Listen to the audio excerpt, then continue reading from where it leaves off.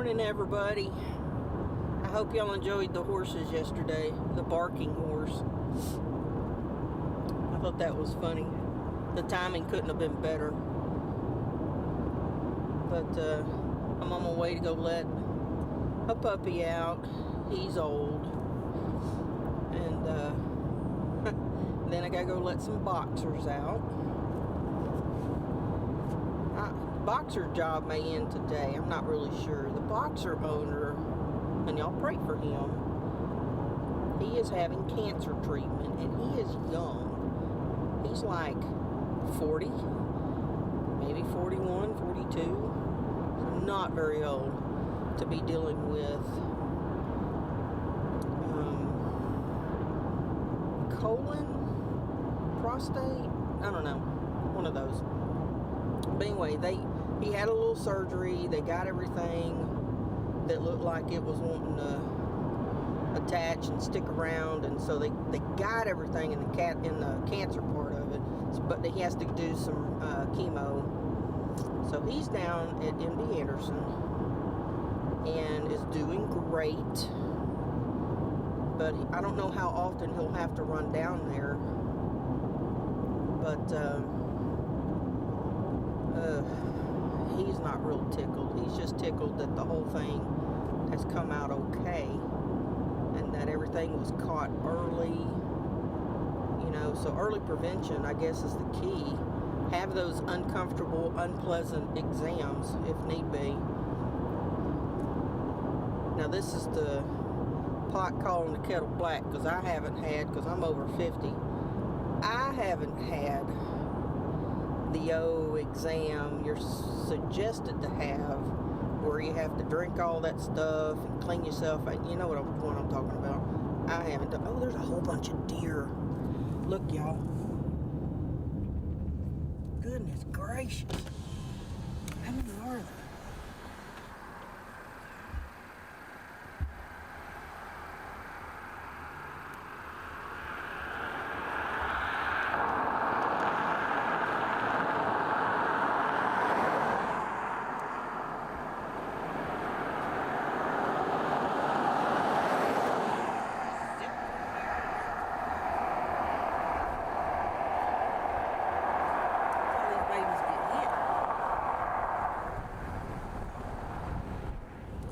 People are so stupid. They just blaze through the streets 45 miles an hour, and that one car was not going 45. And I don't want to see a deer. You know how deer are. They're like squirrels. They'll just suddenly zip right out in front of you, and I didn't want to be a witness. I don't need the trauma. I'd have to go see a counselor after that. Obviously, I'm not a deer hunter. So anyway, I'm almost to the house, so I will check back in just a second. Y'all want to hear what little tiny tap dancers sound like? What are y'all doing? Here we go, here we go! Oh my goodness! Tiny tap dancers!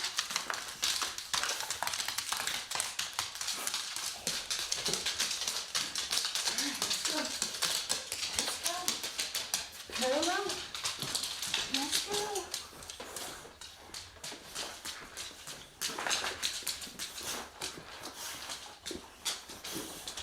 Oh my goodness.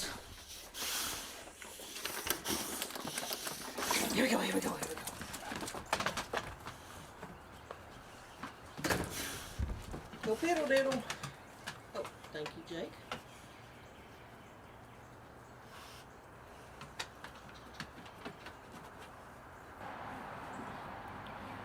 Boxers are piddling, doing their piddle diddles.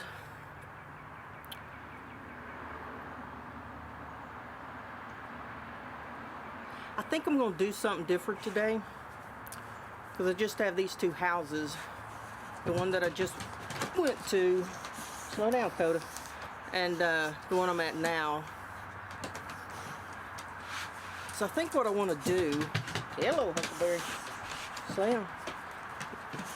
They like to step on my feet because their 4 feet aren't enough. let's add a 5th one into it. But I think I want to go to one of our cemeteries, and we have several, and we'll talk about something. But anyway, something else I was going to mention. You know, when I was just filming the those deer on the side of the road, and that first car was coming fast, I had used my right hand and I was flipping my brights at her to slow down. Because you know how people are. It's a patrol habit. When I drive, I literally, my eyes are still sweeping the road. That's a habit, and I've been retired for 8 years. But I scan the road. I'm always looking for something that just may, you know, dart across, whether it's a person on a bicycle, whatever the case may be. You take that big old slobber bebop and go.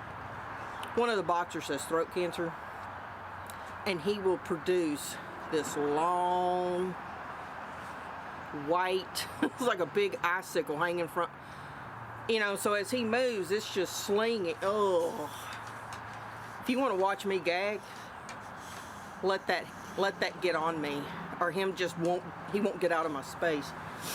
But anyway, but I was flipping my brights at her because I wanted her to slow down, because I could tell. And you know how people are, they drive with blinders on. And she apparently was not paying any attention, even though I'm in the other lane, that I'm not driving. I've almost come to a stop. And I'm holding something out the window, which obviously is the camera.